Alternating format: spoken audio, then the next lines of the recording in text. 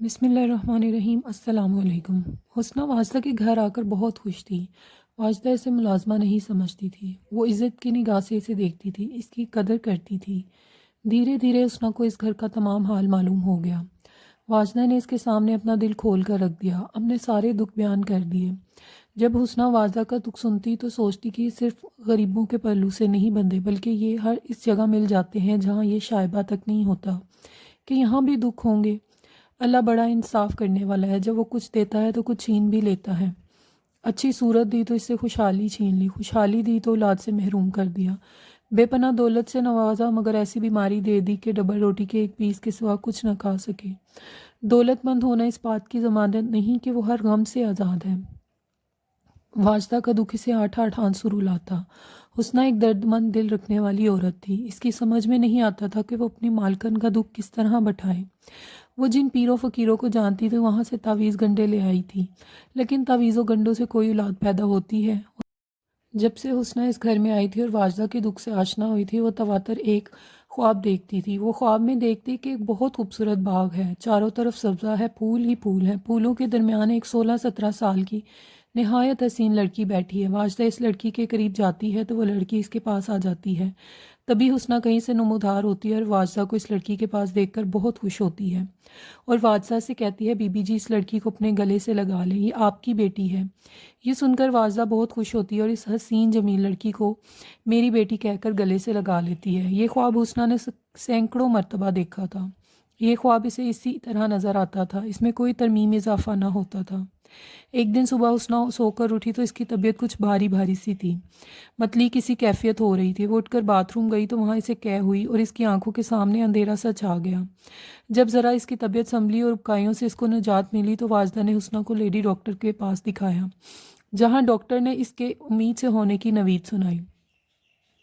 حسنہ گھر آ کر واجدہ سے لپٹ گئی۔ واجدہ نے پوچھا، بہت خوش ہوں؟ ہاں بی بی جی میں بہت خوش ہوں، مجھے میرے خواب کی تعبیر ملنے والی ہے۔ حسنہ نے خوش ہو کر کہا، کیا مطلب؟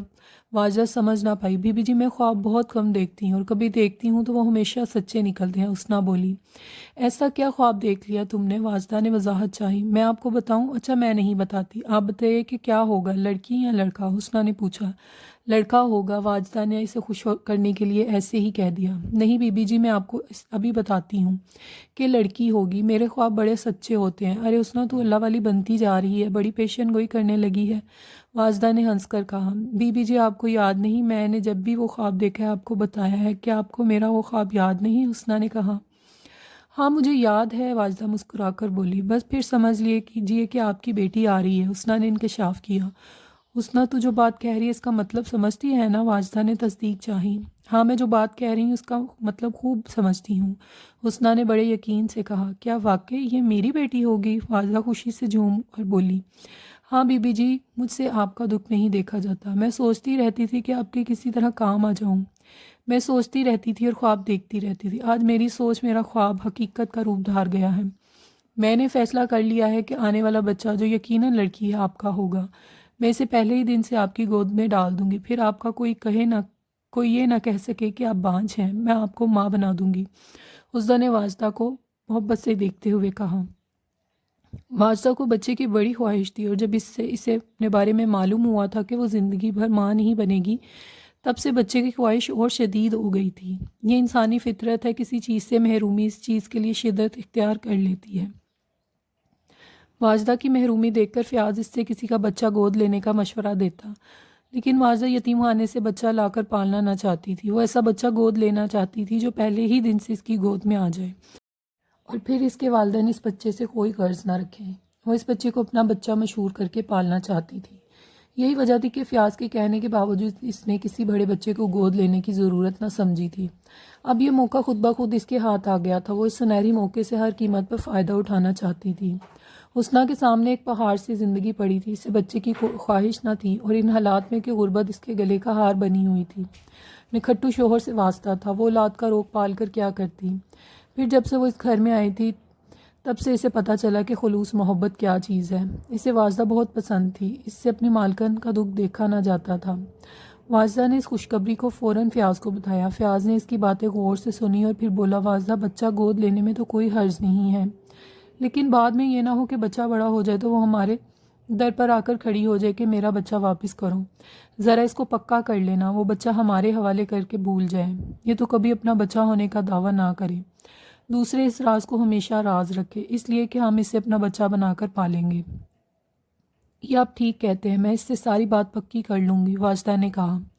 دوسرے دن واجدہ نے حسنہ کے سامنے سارے خدشات ظاہر کر دیے۔ وہ بولی، دیکھ حسنہ، آج تو جوش میں ہے میری محبت میں، یا مجھے دکھی دیکھ کر تو نے مجھے اپنا بچہ دینے کی حامی بھر لی ہے، لیکن ایک بات میں تجھے صاف صاف بتائے دیتی ہوں کہ اگر تو نے ایک مرتبہ بچہ میری خالی گود میں ڈال دیا تو وہ ہمیشہ کے لیے میرا ہو جائے گا۔ کہیں ایسا نہ ہو کہ بچہ بڑا ہو جائے، پھر تو اسے دیکھے تیری ممتا جوش مارے اور اس جوش میں تو ہم سے اس کی واپسی کا مطالبہ کر دے۔ ایک بات تو اچھی طرح کان کھول کر سن لے، بچے سے تیرا دعویٰ ہمیشہ ہمیشہ کے لیے ختم ہو جائے گا، اس کے علاوہ تو اس راز کو ہمیشہ راز رکھے گی۔ بی بی جی، آپ یہ کیوں بھولتی ہیں کہ بچہ آپ نے مجھ سے مانگا نہیں، میں نے آپ کو خود دینے کی پیشکش کی ہے، پھر میں آپ سے اسے واپس کیوں مانگوں گی؟ آپ نے میرا مشکل وقت میں ساتھ دیا ہے، میں اس گھر کی میں ایک معمولی ملازمہ کی طرح آئی تھی، لیکن آپ نے مجھے ملازمہ کب سمجھا؟ آپ نے مجھے عزت دی، مجھے چھوٹی بہنوں کی طرح سمجھا۔ میں آپ سے اس قدر محبت کرتی ہوں کہ اگر مجھ سے میری جان بھی مانگے تو اس کی نظر کرنے میں پس و پیش سے کام نہ لوں گی۔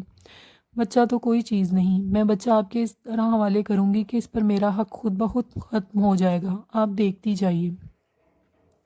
حسنہ کی یہ پیشن گوئی اس کے بطن سے لڑکی جنم لے گی حرف بحرف سچ ثابت ہوئی۔ اس طرح وہ ہر خواب تعطر سے دیکھتی تھی، سچ ثابت ہو گیا۔ لڑکی کو واجدہ کے حوالے کرتے ہوئے اس نے کہا، بی بی جی، اس لڑکی کو اپنے گلے سے لگا لے، یہ آپ کی بیٹی ہے۔ تب واجدہ نے حسنہ سے اس بچی کو لے کر بے اختیار آنکھوں سے لگا لیا۔ میری بچی کہہ کر واجدہ نے اسے کلیجے سے بھینچ لیا، پھر حسنہ نے اپنی پھول سی بچی اس طرح واجدہ کے حوالے کی کہ اس کا حق خود بخود ختم ہو گیا، یہاں بھی اس کا کہا سچ ثابت ہو گیا۔